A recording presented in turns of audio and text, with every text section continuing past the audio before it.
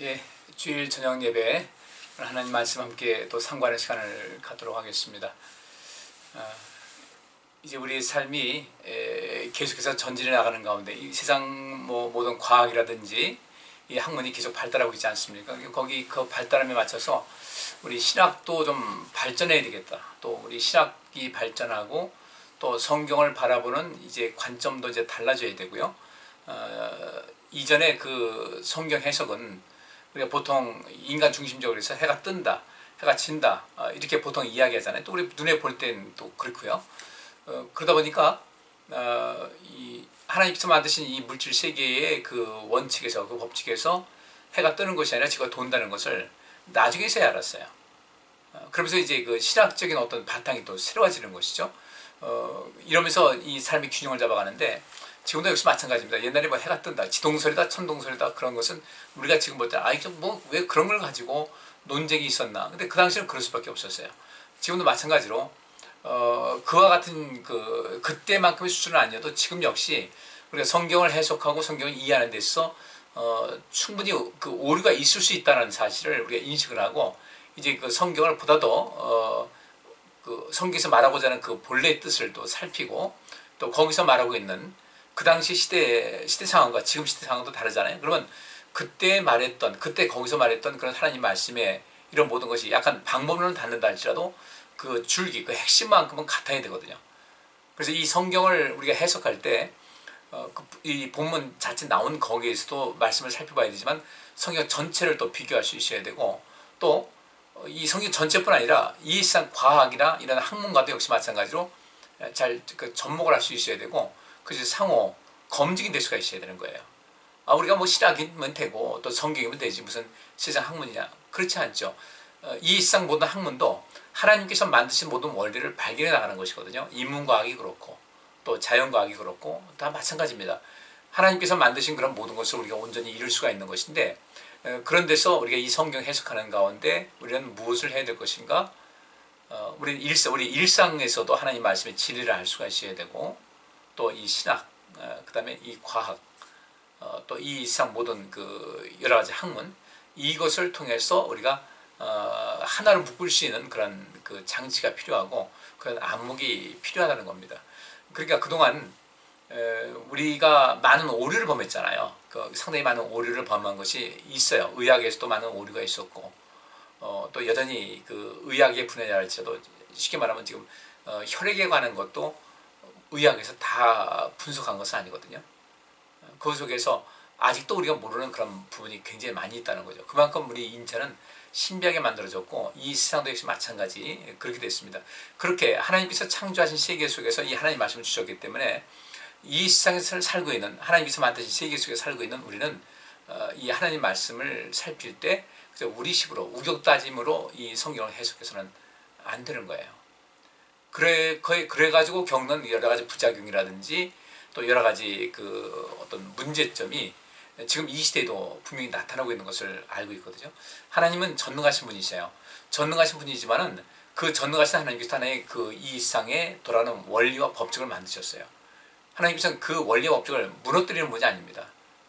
그리고 그 원리와 법칙을 만드실 때도 완벽하게 만드셨기 때문에 우리는 거기에 철저하게 순응할 수 있어야 돼요. 그걸 뭐 거슬리면 안 돼요. 그러니까 이 지금 예를 들어서 이 코로나19 이 문제도 백신 만드는 것도 과학이란 말이죠. 그 바이러스를 어떻게 하면 이 바이러스가 몸에 침투했을 때 어떻게 하면 그것이 몸을 파고들지 않게끔 할 것인가에 대한 그 방어책을 만드는 거예요. 그러니까 모순이라는 말이 모든 것을 다 뚫을 수 있는 창과 모든 것을 막을 수 있는 방패가 있다. 둘이 공존할 수 없어요. 모든 것을 뚫는 창이라면 그 어떤 것도 막을 수 있는 방패는 없어야 되거든요.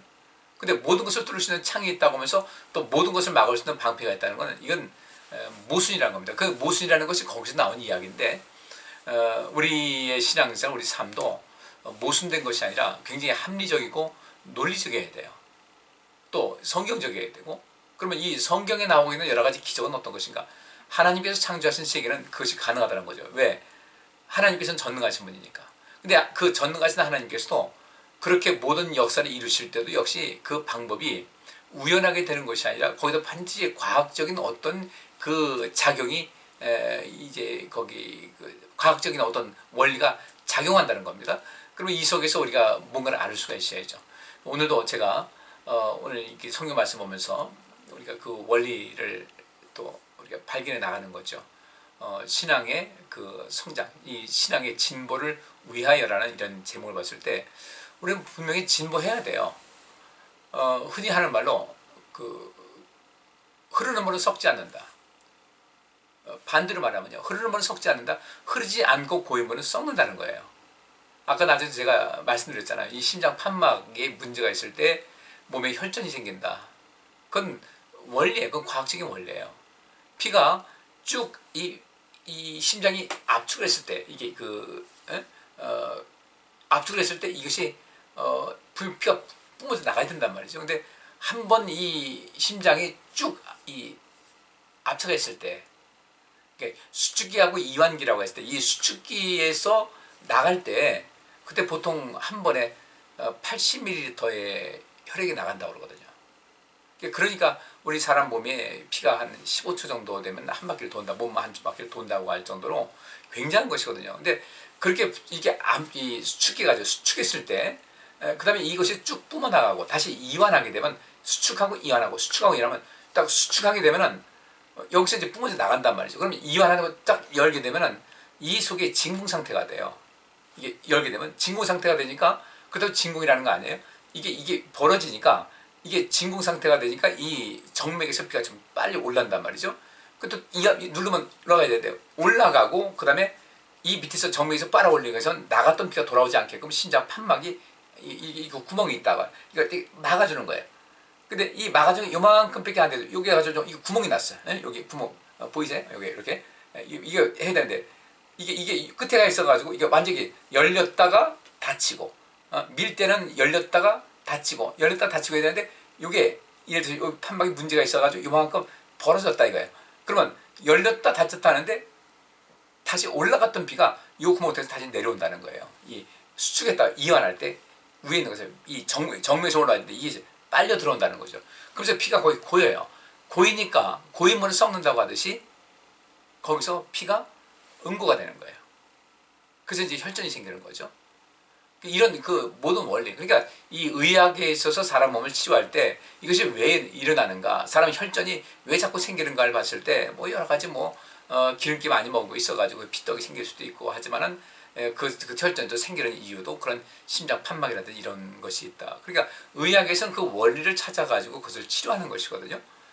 마찬가지로 신앙도 그 원리에 따라서 해야 됩니다. 저는 항상 이 신앙적인 것을 얘기할 때 과학을 얘기하는데 과학을 무시하면 안 돼요. 과학은 하나님께서 만드신 거기 때문에 무시하면 안 되고 일반 학문도 절대로 무시하면 안 됩니다.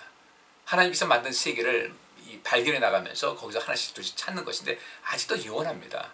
이 지구, 우리가 살고 있는 이 지구의 그 모든 그 원리라든지 그 깊은 것은 우리 사람도 알지 못하는데 뭘 얼마나 알겠어요.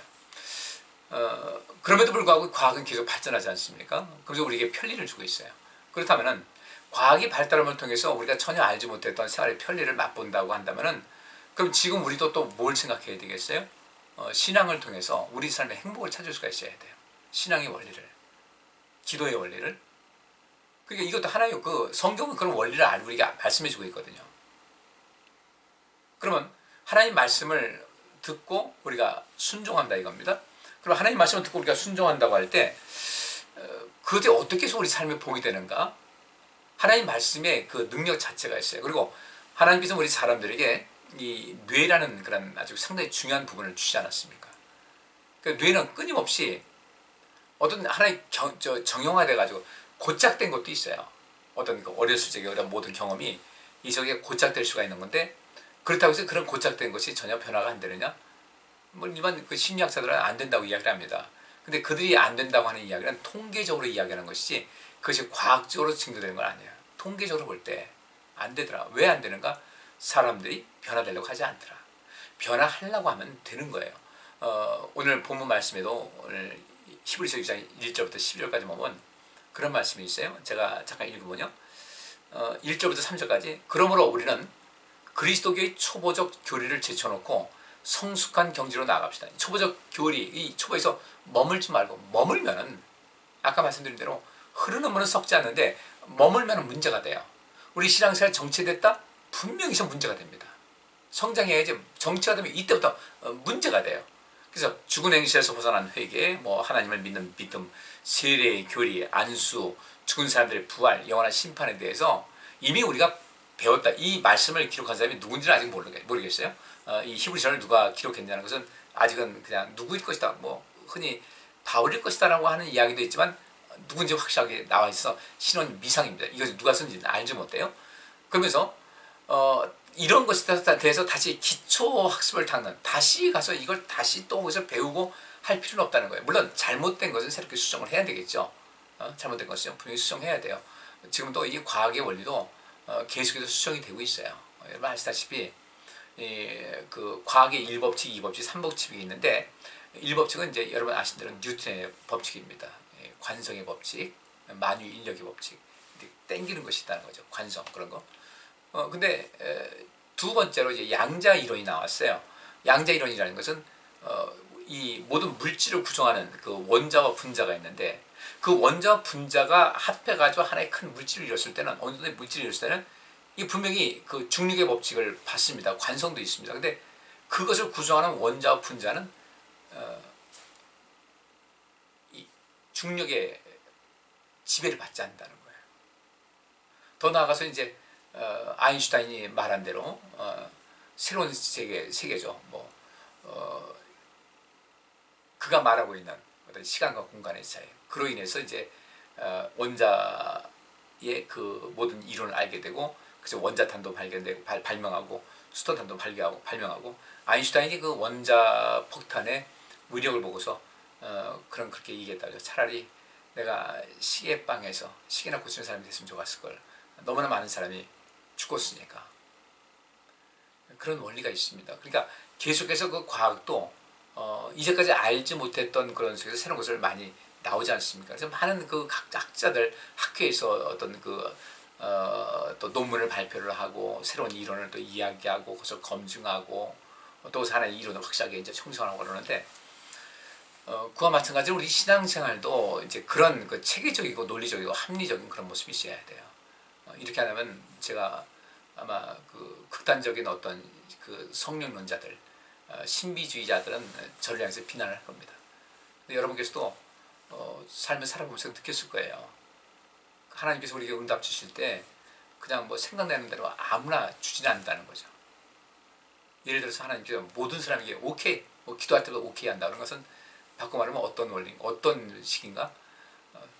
사거리가 있어요. 사거리가 있는데 갑자기 사거리 전체 자동차를 위한 그 신호등도 그렇고 또 모든 그 횡단보도 그렇고 만약에 사거리 전체가 파란불 들어온다고 생각해보세요. 엄청난 혼란이죠. 근데 우리는 하나님께 무조건 그렇게 항상 그 청신호가 내게 들어오게끔 하죠. 녹색 신호 들어오세요. 나한테 녹색 신호 켜주셔야지만 그러면 이 세상 질서가 무너지는 겁니다. 왜냐하면 혼자 사는 것이 아니기 때문에. 그래서 이 신앙의 원리도 마찬가지 그렇다는 거예요. 그러니까 우리가 과거는 돌아가지도 말고 정체되어 있지도 말자. 이것을 어떻게 하면 좋을까? 그때 3절에 그런 말씀이 있어요. 하나님께서 허락하시면 우리는 그렇게 할 수 있다는 겁니다. 하나님께서 허락하시면. 그래요. 하나님께서 하시면 돼요. 근데 하나님께서 어떻게 하시는가가 굉장히 중요하다는 겁니다. 그래서 이제 그 다음의 말씀을 우리가 한번 살펴보도록 하겠어요. 신앙의 진보에 대해서 성장한다는 겁니다. 진보라는 것은 성장한다는 그런 것을 이야기하는 건데 오늘 나머지 말씀 한번 살펴보도록 하겠습니다. 4절 말씀 보면 이런 말씀이 있어요. 한 번 빛을 받아서 하늘의 선물을 맛보고 성령을 나누어 받고 하나님의 선한 말씀과 장차올 세상의 권능을 경험한 사람들은 타락하면 그들을 다시 새롭게 해서 회개할 수 없습니다. 그런 사람들은 자기들 때문에 하나님의 아들을 다시금 십자가에 못 박고 욕되게 하는 것입니다. 한번 빛을 받았어요. 빛을 신앙의 경험이 있다는 겁니다. 신앙에 어떤 경험이 있었어요. 하늘의 선물도 맛보고 성령의 역사도 또 맛보았고 또 하나님의 선한 말씀에 대한 이 이미지도 알고요. 하나님께서 말씀을 주셔서 우리 사람에게 그 뇌를 자극하고 뇌가 새로운 것을 입력을 하게 되면 그런 그 시스템을 하나님께서 만드신 거예요. 우리 뇌에는 어떤 어렸을 때 경험 이거면 딱 정확하게 된 것이 아니라 그래서 뭐 인지 치료라든지 그 나옵니다. 행동 치료라든지 또 REBT라는 것이 있어요. REBT. R이라는 것은 rational, 그 인지적, 어떤 것을 뭐 인지한다는 그런 것. 그래, E는 emotional, 감정. 그다음에 B는 그 행동, behavior라는 행동. T는 치료, 테라피입니다. rational, emotion, behavior, 테라피 해가지고 사람은 그 치료가 좀 있어. 인지 치료를 통해서 또 어떤 감정적인 것을 접근해서 감성 치료를 통해서 행동 치료를 통해서, 예를 들어 행동 치료라는 것은 엘리베이터 타는 것이 무서운 사람들은요, 주변에 여러 사람들이 같이 타는 거예요. 처음에 벌벌 떨겠죠. 우리 괜찮아, 우리가 같이 해줄게. 그래서 몇 번 타보면은 그러네, 괜찮네, 뭐 이렇게 되는 거죠. 그러니까 어떤 또 혐오요법, 옛날에 그 아이들이 이제 엄마가 아이 낳는데 얘가 엄마 젖을 안 떼요. 계속 하다니까 거기다 이제 빨간 약을 발라가지고 이제 혐오감을 줘서 이렇게 거기서 이제 멀리하게 하는, 이거 이제 행동 치료입니다. 그렇게 함을 통해서 우리가 기존 갖고 있던 어떤 사고방식, 감정적인 요소, 행동, 양식 이런 것을 변화시킬 수 있다. 그 변화하고자 하는 마음이 있으면 반드시 변화되는 거예요. 또 아까 우리 말씀대로 하나님께서 하시고자 하면 되는 거예요. 하나님을 의지하면 되는 겁니다. 근데 그렇지 않게 되면 어렵다는 거예요. 그래서 이 속에서 사람이 신앙생활하면서 한번 빛을 받았어요. 하나님의 은혜가 뭔지를 알았고, 하늘의 선물도 맛봤고, 성령도 또 이렇게 그 맛은 봤어요. 성령의 역사가 어떤 것인지 알고, 하나님의 선한 말씀이 얼마나 또 중요하고 소중한지를 알았어요. 또 장차 올 세상의 권능에 대해서 인지했는데, 이 사람이 타락을 했어요. 그러니까 타락한다는 것이 무엇일까? 타락한다는 게 완전히 벗어나고 그렇다는 걸 알고 있는데, 이 타락한다는 것이 그 심각한 어떤 지경에 이르는 것이 아니라 옆으로 미끄러진다는 거예요. 옆으로 떨어진다. 그 옆으로 떨어지는 것이 여러분들 뭐 아주 멀리 해가 떨어지는 것도 아니야. 이게 옆으로 떨어지는 거예요. 좁은 길 생명길 가다가 거기서 옆으로 떨어졌어요. 옆으로 떨어졌는데 그 간격이 얼마 안 된다 할지라도 이 생명길을 오지 않으면 안 되는 거예요. 변절하다, 떨어져 나가다, 이런 뜻입니다. 여기서 타락한다는 것이, 타락한다고 하니까 뭐 완전히 사람이 그냥 완전히 이건 형편없는 사람이 됐다는 그런 것이 아니라 그냥 이렇게 뭐 남들과 별 차이가 없다는 거예요. 별 차이가 없어요. 그러더니 신앙생활 잘하던 사람이 뭐 하나님께서 계신 건 잘 모르겠다 뭐 이러면서 신앙생활 흐지부지하고, 열심히 하던 사람이 열심도 안 내고, 도대체 신앙인지 아닌지를 알 수 없는 이런 경우 전 많이 봤어요. 참 안타깝고 유감스럽지만은 그렇게 신앙생활 열심히 하다가 지금 신앙생활 안 하는 사람들 적지 않아요. 왜 그랬을까? 뭔 문제일까? 그게 바로 타락했다는 겁니다. 타락이라고 하니까 뭐 탕자가 타락한 것 같이, 또 가룟유다가 된 것 같이, 그렇게 아주 누가 봐도 확연하게 드러나는 그런 것 같이 이야기하지만 실제로 옆으로 미끄러지고 옆으로 떨어진 거예요. 떨어져 나간 거예요. 떨어져 나갔는데 뭐 알아요? 일상생활에서 아무도 몰라요. 또 변절했어요. 마음이 변했어요. 그러니까 이 타락이라는 것 자체를 아주 심각한 지경으로, 아주 형편무인 지경으로 사람이 완전히 달라졌다 이런 것이 아니라 별로 티도 안 나는 겁니다. 티도 안 나고 여전히 또 교회는 여전히 나올 수도 있어요. 그런 사람들이 교회에서 있으면서도 그 마음에 주님을 전혀 생각하지 않아요. 성령의 역사 그것도 기대하지 않고 뭐 믿는다고 되겠어, 기도한다고 되겠어. 그럼 이전에 그렇게 신앙생활을 하기 시작할 때가 언제예요? 뭔가 맛을 봤기 때문에 오지 않겠어요? 근데 그런 얘기를 한다고. 기도한다고 되나? 아유 뭐 교회 뭐 열심히 한다고 되나? 교회야 가끔씩 빠질 수 있지 뭐. 이런 얘기를 아무렇지도 않게 한다는 겁니다. 이게 바로 타락이라는 그 개념하고 일치가 돼요. 타락하면 완전히 떨어져 나가가지고 완전히 뭐 사람 같지 않게 인생을 살고 막 입에 거품을면서 막 교회 욕하고 뭐 하나님 욕하고 뭐 저주하고 그런 것이 아니에요. 일단 경계선에서 경계선에서 갈팡질팡하다 옆으로 뚝 떨어진 거예요. 근데 보여요. 아마 교회 안에도 그런 사람이 있을 수도 있어요. 열심히 교회는 나옵니다. 근데 그 속에 마음이 주님께로부터 떨어져 나갔어요. 이것을 타락한다는 겁니다. 이런 사람들이 다시 회개해서 돌이키기가 참 어려워요. 아주 몰랐던 사람이 괜찮은데, 여러분들 설익은 고구마 다시 쪄봐야 고구마 쪄지던가요? 안 쪄져요. 안 돼요. 여기 앞에 4절과 5절 말씀에 한 번 빛을 봤어요. 한 번입니다. 하늘의 선물도 맛봤어요. 성령을 나누어 받았어요. 하나님의 선한 말씀도 또 이렇게 느꼈어요. 아, 주의 말씀 대단하다. 장차 올 세상의 권능을 경험했어요.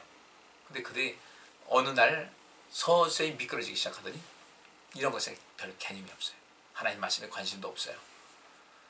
장차 올 세상의 권능을 생각지도 않아서 전혀 준비된 생활을 하지 않아요. 언젠가 우리가 죽는데 주님 앞에 설 텐데 그런 것에 대한 개념이 없어요. 한번 빛을 받았어요. 빛을 받았으면 빛을 또 발해야 되지 않습니까? 일어나라 빛을 발하라 했으니까. 주님께서 왜 빛을 오셨어요? 왜 우리에게 빛을 비춰주셨어요? 우리가 그 빛 받아서 빛을 발산하는 건데 빛이 없어졌어요. 성령의 역사 뭐 많이 들었다 봤다 하는데 의미가 없어요. 은혜도 좀 받게 받았어요. 근데 지금은 아무것도 없는 거예요. 은혜 얘기 안 하고 전혀 신앙적인 그런 사람이 아닌 거예요. 교회는 나오는데 타락했다고 하니까 완전히 딴 사람 돼가지고 누가 봐도 확연하게 알 정도로 그렇게 돼서 뭐 교회를 욕하고 교회를 맞서서 저항하고 대항하고 그런 것이 그런 것만은 아니다. 겉은 여전히 하나님 있는 모습이 있어도 그 속은 완전히 신앙적인 요소가 완전히 배제된 상태. 이전에 한번 그렇게 신앙생활 하다가 그런 식으로 돼버리니까요. 다시 돌아올 수가 없어요. 그래서 제가 요즘 여러분에게 설교 말씀드리는 것도 우리의 그 신앙과 우리의 그 신학 사상 또 이 신조 이것을 다시금 그동안 우리 몰랐던 것 잘못 이해하고 잘못 봤던 것을 이제 개조하자는 것이거든요. 분명히 또 부작용도 있어요. 우리 성도도 혼란스러울 수도 있고 기도하고 구하는 것하고 제가 분리해서 이건 다른 것이다 말씀하니까 그럼 내가 그동안 기도 안 했다는 말이냐? 기도한 거예요. 했는데 구하기만 했지 기도는 안 했다. 성경에서 말하는 그 기도는 하지 않았다라고 보는 거죠. 그러면서 이렇게 타락한 사람 있지 않습니까? 이 타락한다는 건 완전히 뭐 벗어나서 전혀 이 불신자나 다를 바 없는 그런 행동을 하고 교회도 안 나오고 이런 사람뿐 아니라 교회에 나와 있으면서도 이미 이 옆으로 떨어져 나갔고 변절하고 이런 상황, 옆으로 미끄러져 있는 상태 이런 사람들은 보면 알 수가 있어요. 그 사람들은 자기들 때문에 하나님의 아들을 다시금 십자가에 못 박고 욕되게 한다. 다시 돌이키기 어렵다는 겁니다. 여러분 절대 그렇게 되지 마셔야 돼요. 읽다가 잘 이게 그 공간을 쌓는데 읽다가 중간에 딱 멈춰가지고 아유 들리건데 다시 진다 소용없는 거예요. 그래서 성장이 필요한 겁니다. 정체되면 문제예요. 우리 성도님들 어떻게 정체됐습니까? 어떻습니까? 정체되면 안 돼요. 계속 성장하셔야 돼요. 정체됐다는 것은 언젠가 내리막길을 걷는다는 거예요. 이러면 심각한 지경이 나오는 거죠. 아까 제가 부제를 말씀드렸죠. 오늘 설교 말씀에 부제는 뭔가? 내가 나를 위해서 도대체 나는 무엇을 하고 있을까? 그러면 내가 나를 위해서 좀 돈 좀 쓸까? 옷 좀 사 입을까? 뭐 건강 좀 관리할까? 건강식품 좀 먹을까? 뭐 다 있죠. 근데 실제로 내가 나를 위해서 할 수 있는 것, 이것은 우리 신앙인들이 할 수 있는 것은 최종 목표는 천국이니까 이 천국을 목표로 하고 있는데 이 천국을 목표로 하는 사람들은 이 세상 과정이 좋아야 된다는 거죠. 자기만 위해서 인생 살아요? 안 되는 거예요. 그건 우리가 이게 가볍게 넘어가고 있는데 굉장히 심각한 문제예요. 남들 돌아보지 않는 거예요. 아주 굉장히 심각한 문제입니다. 그래서 저는 제가 가진 은사를 가지고 여러분을 섬기는 거예요. 그래서 이렇게 따로 녹화도 하는 이유가 바로 그래서 그렇습니다. 이게 해보기가 쉽지가 않아요. 차라리 대면 예배하면서 2번 설교하는 게 낫지 이거 좀 쉽지가 않아요. 굉장히 어려워요. 그래도 하는 이유는 왜 그래요? 아까도 제가 이 녹화하는 것에 대해서 좀 생각이 많다고 하면서도 여전히 진행하고 있는 것은 그럼에도 불구하고 이런 것에 익숙해가지고 편해져가지고 신앙에 이렇게 좀 믿음이 떨어질까봐 걱정하는 거거든요, 사실은. 근데 제발 여러분들도 그런 분은 안 계셨으면 좋겠어요. 이거 분명히 비정상이에요. 비정상인데 지금 이 코로나19 때문에 이렇게 되는 것이지. 분명히 비정상이에요. 다 나와야 되죠. 근데 제가 의도하는 것은 바로 못 나오는 분들을 위해서 사정에서 못 나오는 분들을 위해서 하는 것인데 이것에 익숙해가지고 충분히 나올 수 있음에도 불구하고 이 핑계 저 핑계 대면서 안 나와서 이 예배를 드린다. 이건 예배 형식이 많이 빠지지 않습니까? 그죠? 여기서 어느 설교밖에 없는 것인데. 그럼 우리 성경 공부해야 되지. 성경 공부지 예배는 아니거든. 단지 우리 예배라는 말을 쓰는 것은 지금 상황이 이러니까 이런 식이라도 하자라고 하는 것인데 관심 가지셔야 돼요. 나는 혹시 여기 말하고 있는 오늘 본문에 말씀하는 타락이라는 그 범죄에 속하지 않았는가를 보셔야 돼요. 그게 예배 참석은 너무 쉽게 생각한다는 거죠. 예배 빠지는 것을. 그냥 아무렇지도 않아요. 어떻게 아무렇지 않게 이렇게 지낼 수 있죠? 어쩌다 예배 한 번 빠지는 거, 뭐 그렇게 예배 1년에 주일만 쉬운 2번인데 뭐 몇 번 빠질 수 있지, 뭐 그거 빠졌다고 무슨 일 나겠어요? 그렇게 말씀하지 말라는 거죠. 주님께서 들으시면 서운하시니까. 우리 찬송가 있잖아요. 내 너를 위하여 몸 버려 피 흘려. 내 모든 것을 다 주었구만 넌 나를 위해 무엇을 주느냐. 주님을 사랑하는 마음이 있으면 예배에 그냥 내 개인적인 일 때문에 빠지고 그러면서 아무렇지도 않게 지낸다는 것은 상당히 좀 심각합니다. 제가 여러분들 바울이 그 성도들에게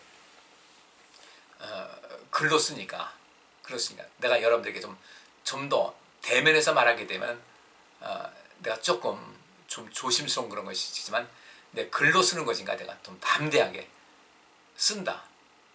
강한 어조로 썼죠. 지금도 전 여러분들 제가 지금 녹화하면서 거기 뷰파인더가 있어요. 거기 제 모습이 또 거기 나오는 조그만 창이 있는데 그거 바라보고 이제 여기 여러분들은 아무도 안 보이잖아요. 그래서 제가 아주 담대하게 말씀드리는 겁니다. 우리 타락하면 안 돼요. 타락을 너무 거창하게 보지 마세요. 타락하는 그 자체를 완전히 세상에 믿지 않는 그런 사람들, 입에 거품 물고 교회를 욕하는 사람들, 그런 수준이 아니에요.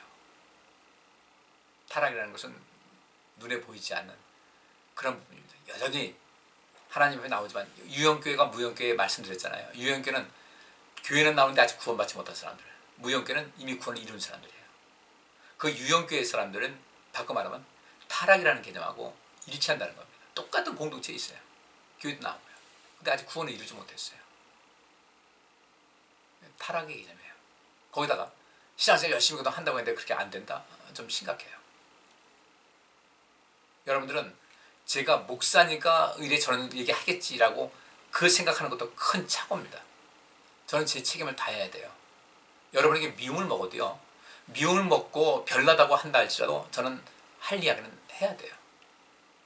그러면서도 다 하지 못하는 것이 제 마음인데 우리 뭔가 좀 새롭게 하시기 바랍니다. 그러면서 7절에 땅이 자주 내리는 비를 빨아들여서 농사짓는 사람에게 유익한 농작물을 내주면 그 땅은 하나님께로부터 복을 받습니다.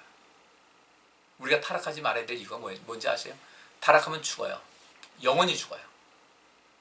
근데 타락하지 않고 땅이 자주 내리는 비를 흡수해서 농사짓는 사람에게 유익한 농작물을 내주면 그 땅은 하나님께로부터 복 받습니다. 땅은 누굽니까? 성도예요.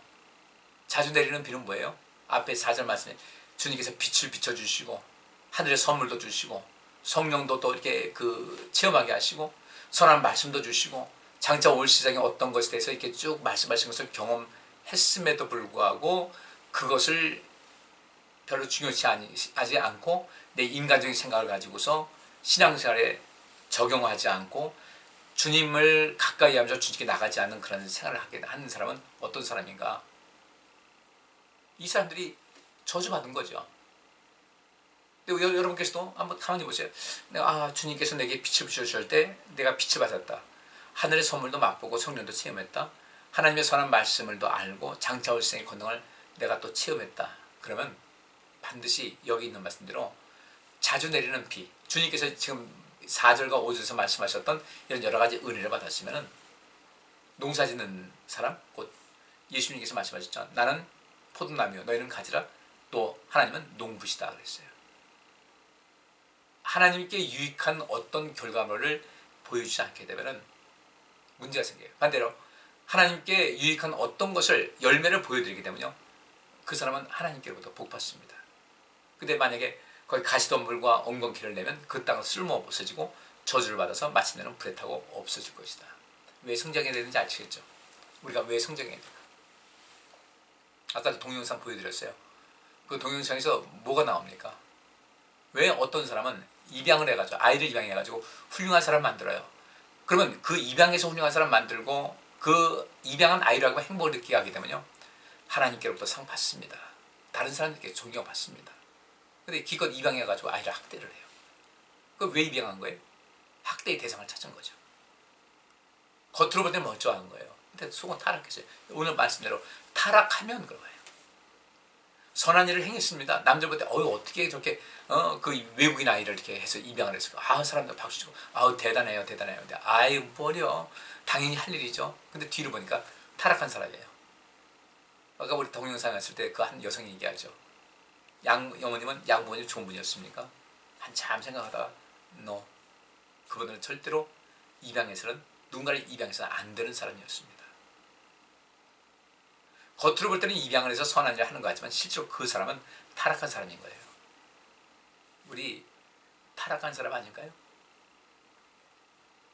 그분에서 좀 우리가 좀 깊이 있게 좀 돌아보시고, 오늘 이 시간 우리가 좀 그동안 정체되어 있었다면 이제 정신 차리고 각성해서 성장하셔야 됩니다. 그렇지 않으면, 그렇게 해서 우리가 하나님 앞에 어떤 결과물을 매일매일 잘하고 있는 것을 보여주게 되면요, 하나님께로부터 복을 받습니다.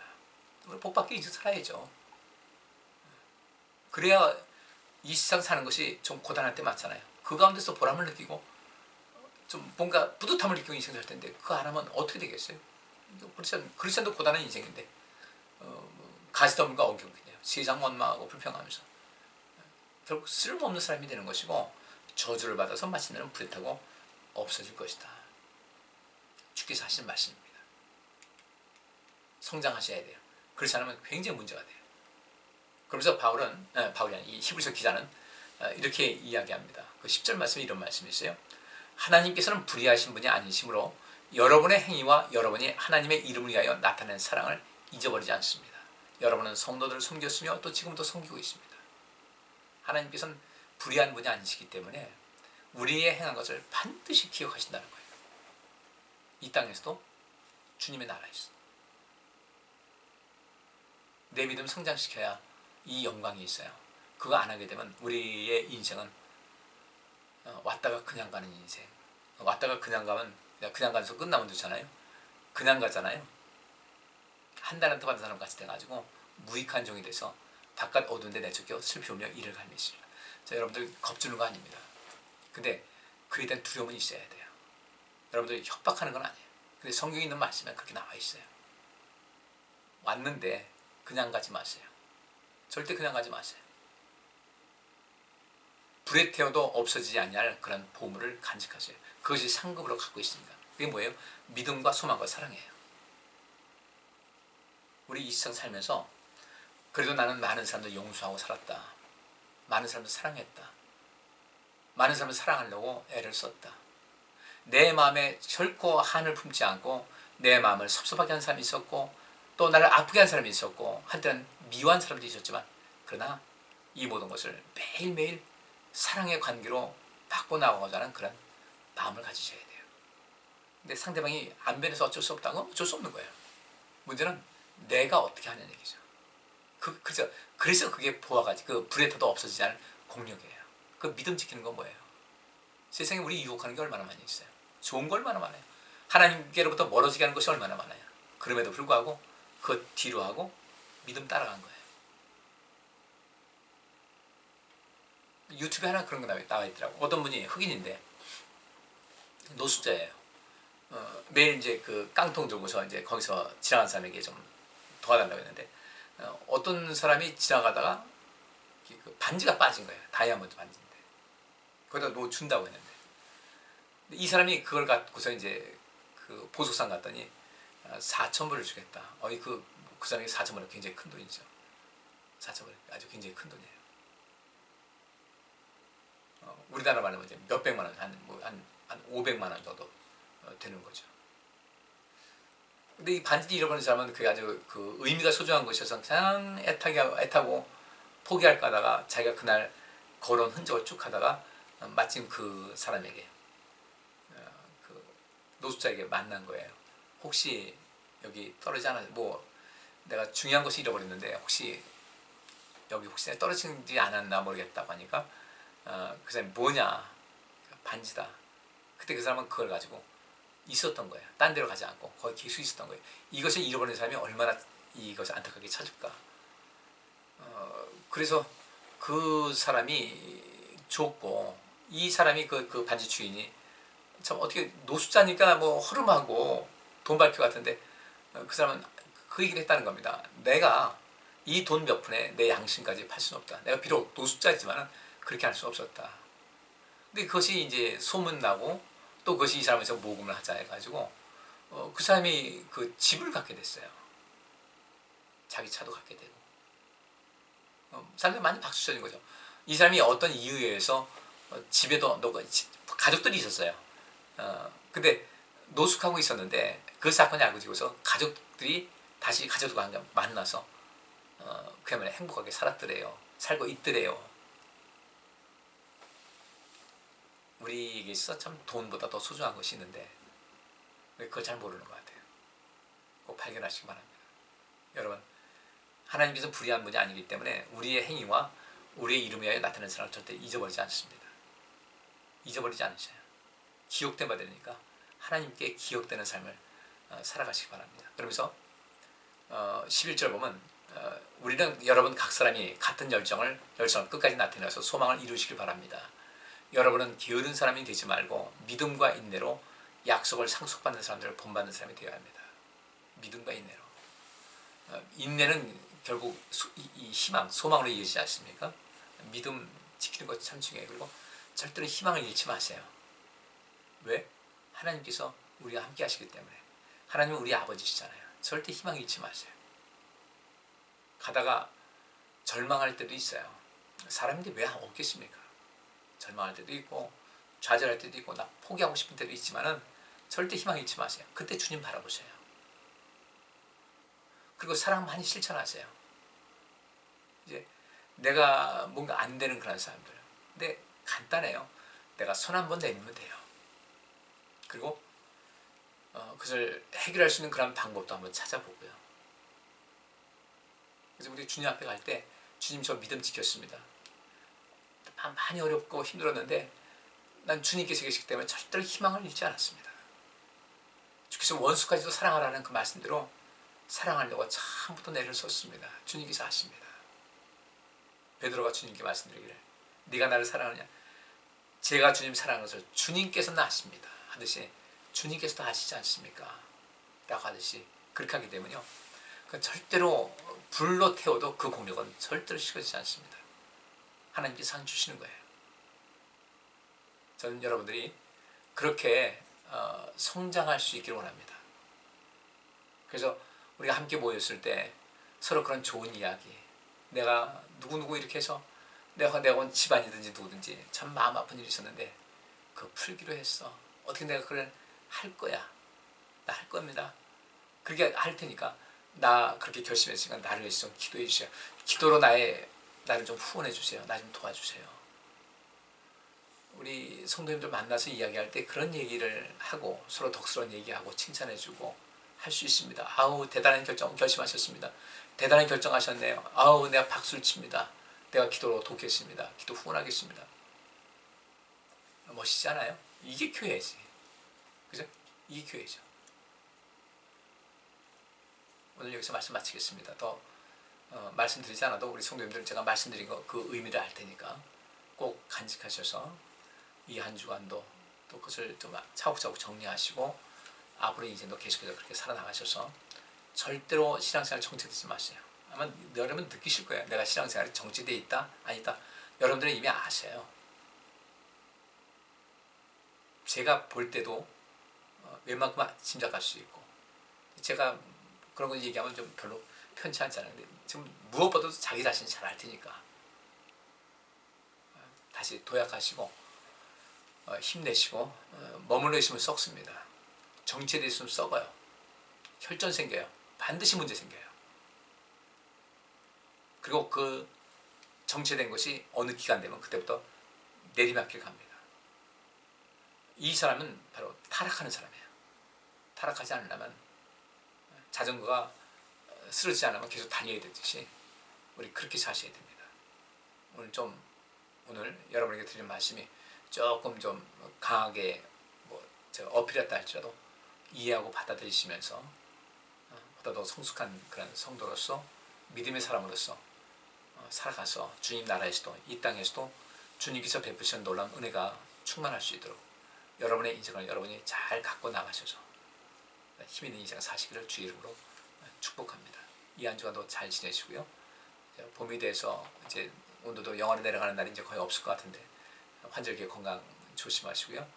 백신이 들어와도 여전히 우리의 위협은 여전히 있습니다. 모든 사람이 다 백신 맞은 것은 아니고 우리나라 5천만 명 중에 좀 한 2, 3만 명 그렇게 맞았나요? 어림도 없죠. 이거 가지고는 우리가 좀 잘 관리하셔서 건강 유지하시기를 부탁드리고요. 서로가 서로를 기도해 주시면서 또 서로가 서로에게 힘이 되어 주시면서 아까 동영상 봤듯이 그렇게 훌륭한 양부모 같은 모습. 그래서 누군가를 살리는 거. 근데 입양을 했는데 그 아이를 더 망쳐놓는 이런 모습 되면 안 되죠. 나는 어떤 사람일까? 여러분 자신에서 과연 무엇을 해야 될까요? 내가 나를 치장하고 나를 뭐 어떻게 하고 하는 것도 중요하지만 가난한 자에게 복음을 전하는 거 있잖아요. 가난한 자에게 복음이 되어서 인생 사는 거요. 이것도 여러분을 위해서 하는 일이에요. 기도하겠습니다. 하나님 감사합니다. 오늘 이 말씀 속에서 주님의 뜻을 알게 하시고 우리 모두 계속해서 진보하는 더 자라나고 성숙한 이런 그리스도인의 삶을 살게 하여 주옵소서. 이 한 주간 우리 성도들 삶을 지켜주시고 생활 속에 평강을 더하시고 건강과 또 자유로움과 또 안전함을 허락하시고 행하시는 모든 일 속에 주님 동행하여 주옵소서. 우리 모두도 믿음으로 살아서 항상 주님께서 약속하신 복으로 충만한 삶을 살게 하여 주옵소서. 예수 그리스도 이름으로 기도하옵나이다. 아멘. 자, 우리 수요일날 좀 뵙겠습니다. 수요일날 집에 계신 분들은 꼭 교회 나오시고 또 피치 못해 못 나오신 분은 동영상 보내드릴 테니까 또 함께 은혜를 나누시기 바랍니다. 오늘 하루도 수고 많으셨습니다. 이제 내일 월요일인데 내일 좀 공휴일이네요. 하루 더 푹 쉬시면서 한 주간 멋지게 승리하는 한 주간을 살아가시기를 부탁드립니다. 네, 감사합니다. 안녕히 계세요.